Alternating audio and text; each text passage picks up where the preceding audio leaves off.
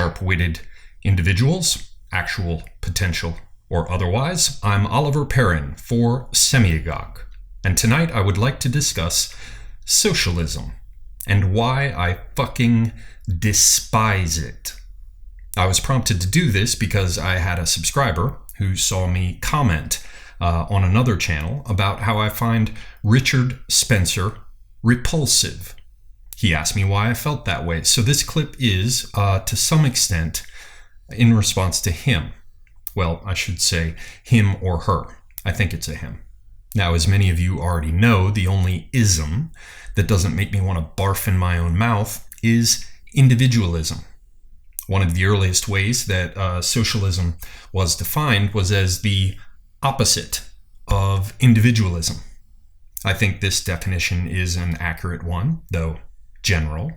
So this, straight out of the gate, is the primary reason I have no patience for socialism or socialists. Socialists also tend to argue for social and economic equality.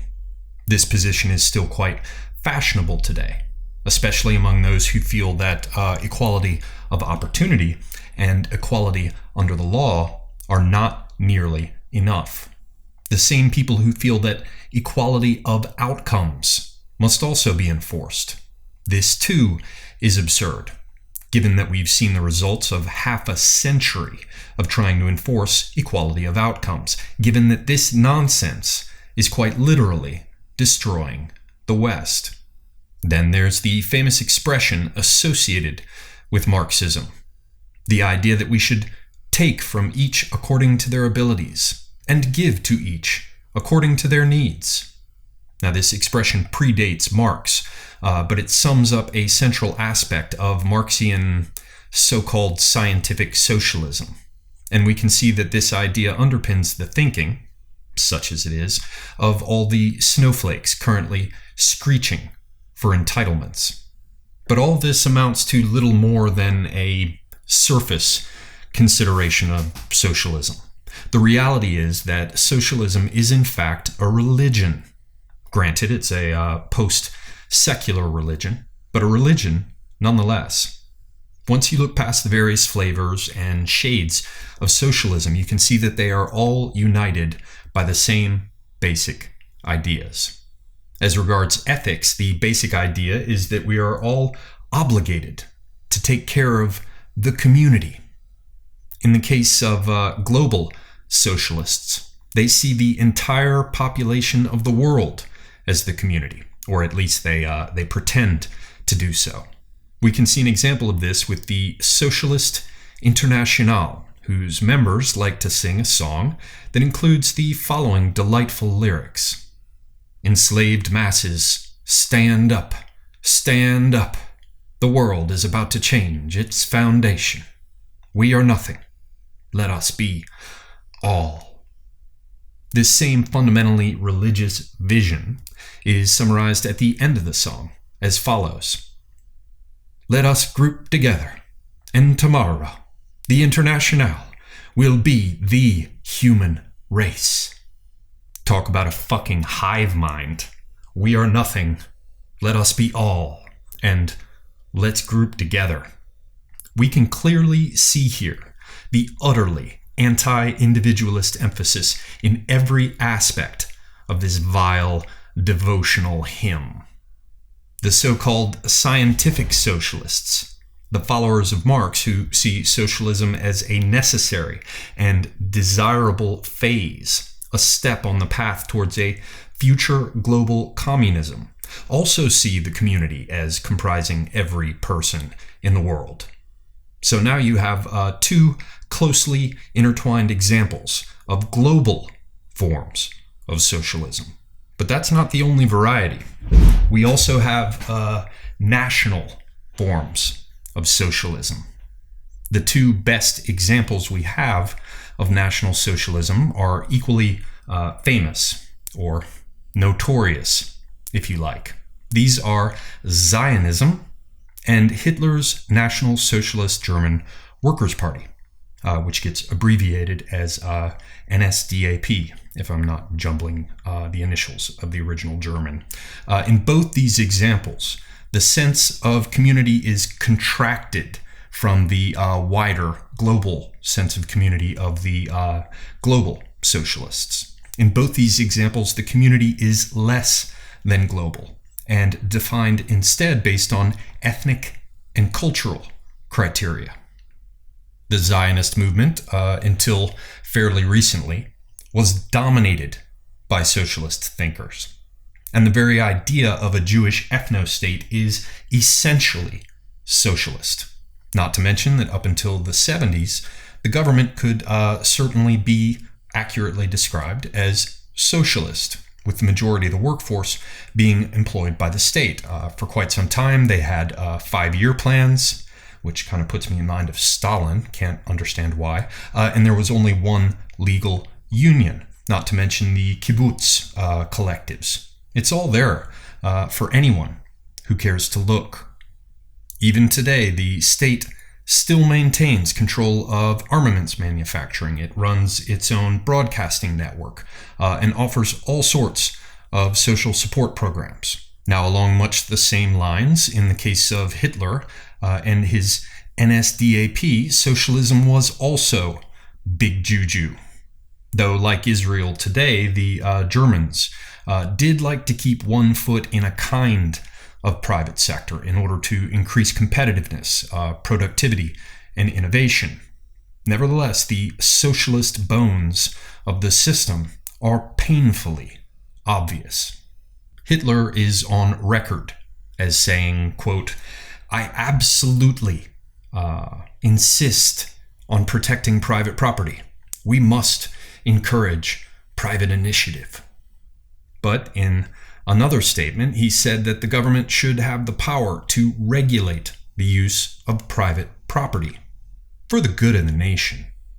On another occasion, Hitler is reported to have said, quote, "There is no license anymore, no private sphere where the individual belongs to himself. That is socialism.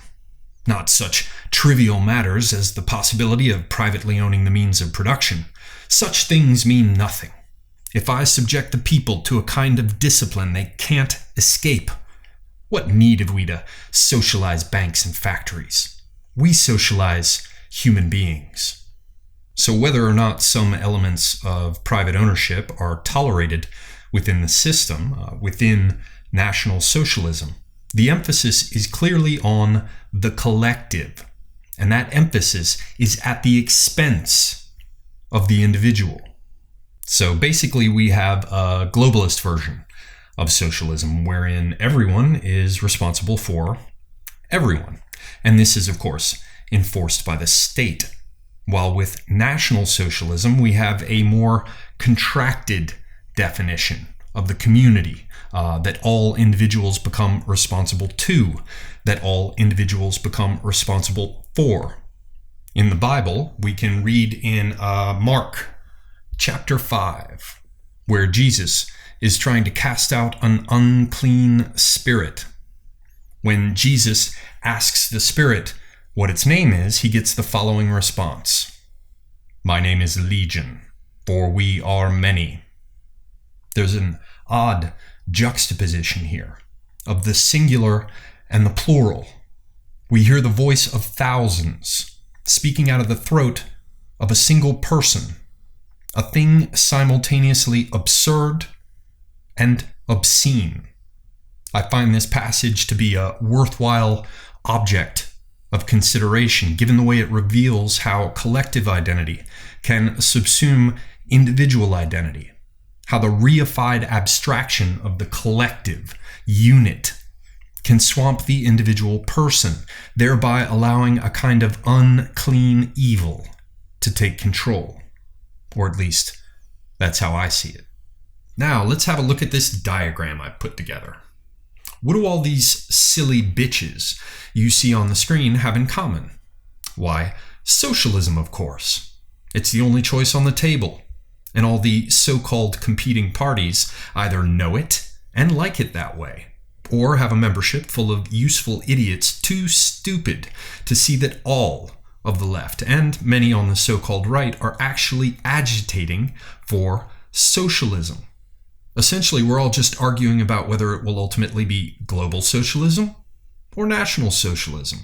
Now, all of this is not to say that there is no place for programs that use tax revenue to support people within a given state or nation. But I would like to distinguish such socialistic programs from true socialism based on one simple distinction. Because socialism is a kind of religion, the idea that's pushed is that we all have a responsibility to do things for others, because this is simply the right thing to do. Fuck that nonsense. I don't need someone telling me what's right and what's wrong based on whatever imposed standards happen to be fashionable with the herd. So where any socialistic program is under consideration, it should always be subjected to scrutiny based on the following standard. Anyone who proposes a socialistic program should be required to show how that proposed program, how that asked for support requested from each individual citizen, will directly benefit that citizen as an individual. I do not give a shit about remedying past injustices. I don't give a shit about leveling the economic playing field. I don't give a shit about utopian castles of justice in the sky. Anyone who proposes any kind of socialistic program should be able to clearly show exactly how that program will benefit me. And over time, if the program is implemented, I should be able to see proof that it is working. And if it isn't working to benefit me, again, me, it should be scrapped. All socialistic programs should be carefully monitored. We should treat all socialistic proposals with the maximum possible skepticism. And needless to say, we should reject socialism, pure socialism, outright. Why? Because all forms of socialism favor the collective. And collectives have a way of becoming more inclusive and at the same time more abstract. As a consequence, all socialist thought, even National Socialist thought, will either explicitly assert the global framework or will favor globalist expansion and tend towards it, or else it will create circumstances that favor the later imposition of a global framework by the string pullers on high. I'll be discussing National Socialism against this background in another clip, and I'll be discussing why the push to make National Socialism fashionable is something of which we should all beware. But for now, I'll simply point out why nationalism and socialism can only coexist in limited ways and for a limited time. I do this because many of you who claim to have swallowed red pills appear to have failed to note the ironic significance in this case of the color red. The more the more racially homogenous a society is, the more that's going to function. The more unity you're going to have between the parts. In homogenous countries in Europe, like in Scandinavia, what happens is they start to legislate for programs that benefit the country as a whole instead of certain factions, and so you end up with a government that's much closer to socialism. Yeah. Oh, I don't have anything wrong with. I don't think there's anything wrong with socialism. Yeah. Sorry, usually people on the right don't like it. And that's actually something that's very different about the alternative right, is that there's a very broad spectrum of political views, but a lot of people on the alternative right are actually all right with socialism and are actually very much for it. We should look after each other. We should try to take care of each other when and where we can. I'm okay with that. I am a conservative in the sense that I care about my people, that they come first. That's my starting point. From there, I could imagine adopting socialism. Socialism is designed for one thing, and one thing only: the destruction of nations.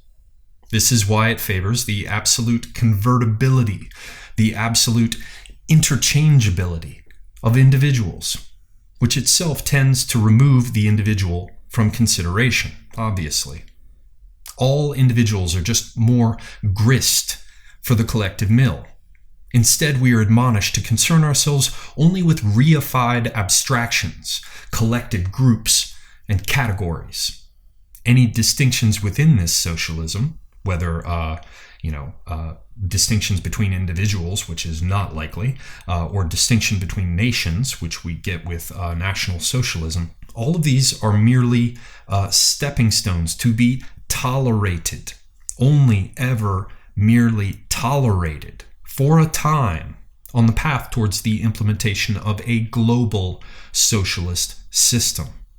We are told that we must sacrifice the self on the altar of some greater thing.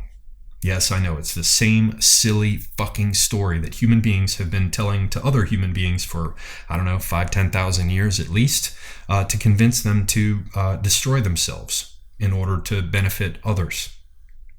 Tiresome. Same old shit. Same old collective shit. I'm going to be a part of something bigger than myself. I would probably say that no lives matter. And what I mean by that, I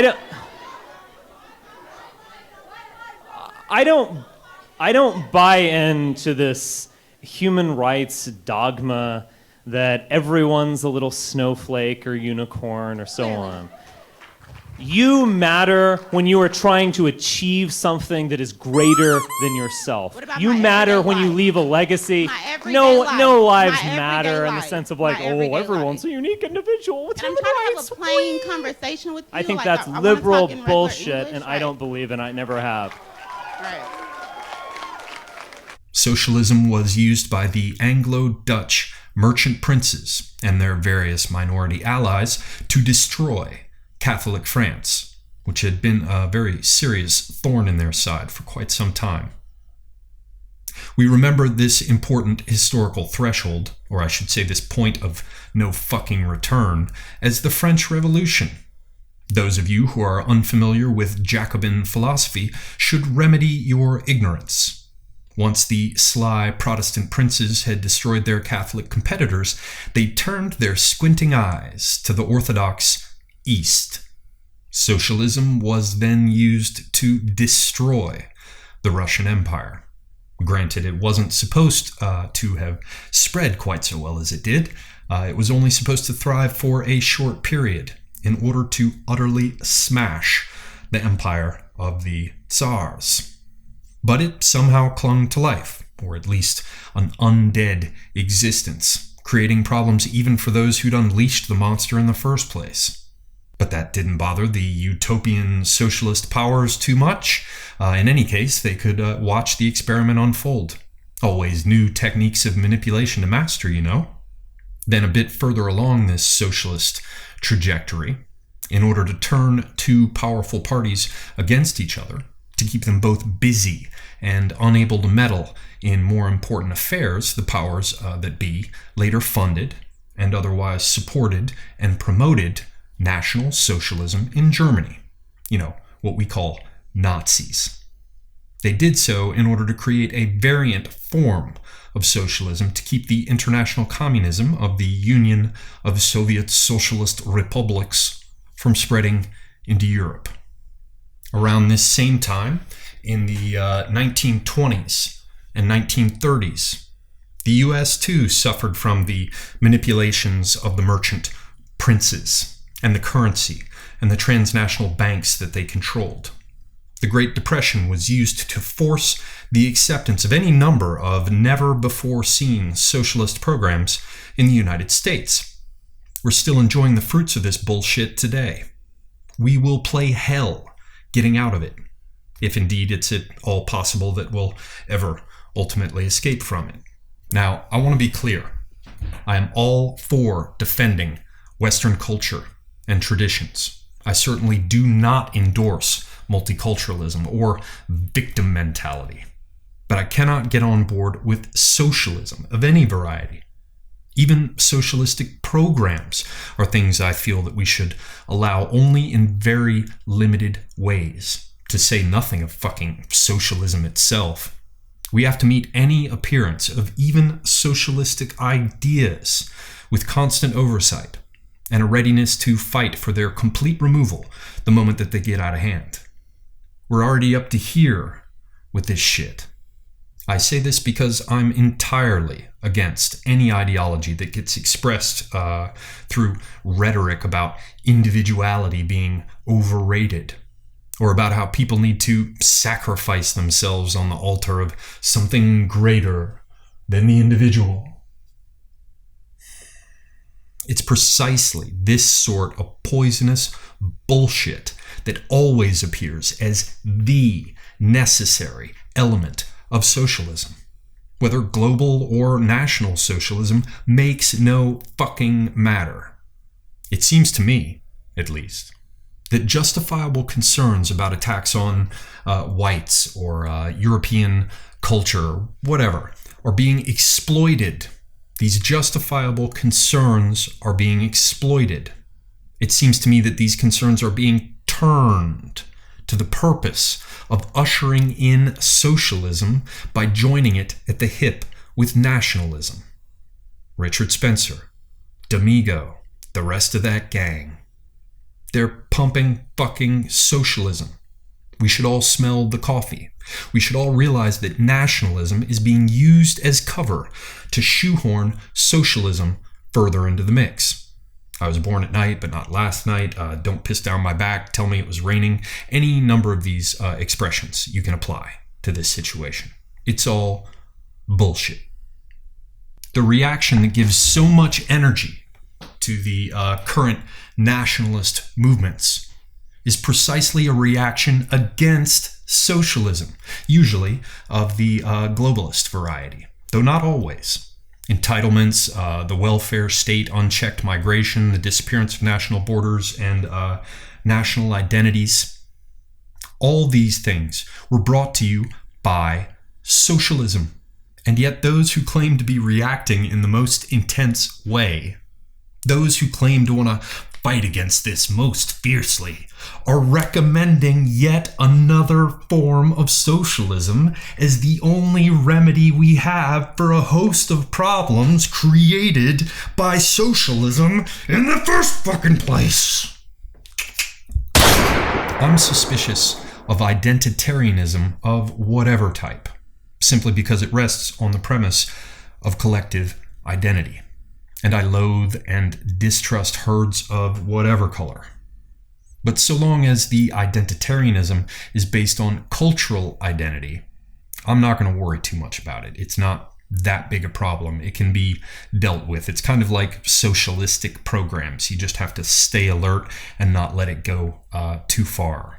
I'm not going to worry too much about it. It's not going to be too great a concern for me. And in any case, it's probably unrealistic to expect more from people. But we're not just dealing with the identitarianism. This identitarianism is currently being co-opted, as all other forms of identity politics always have been and always will be. This current surge in identitarianism is being subverted before our eyes. It's being harnessed by those who wish to promote national socialism. In short, it seems an entirely reasonable reaction against international socialism is being used to usher in, you guessed it, a variant form of socialism. National socialism. I don't like this fact. I don't like socialism, national or otherwise.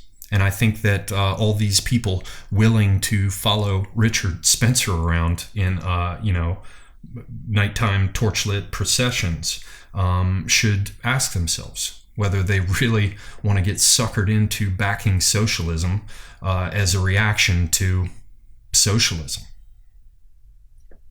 The fuck? Get it? Got it? Good. Semiagog out.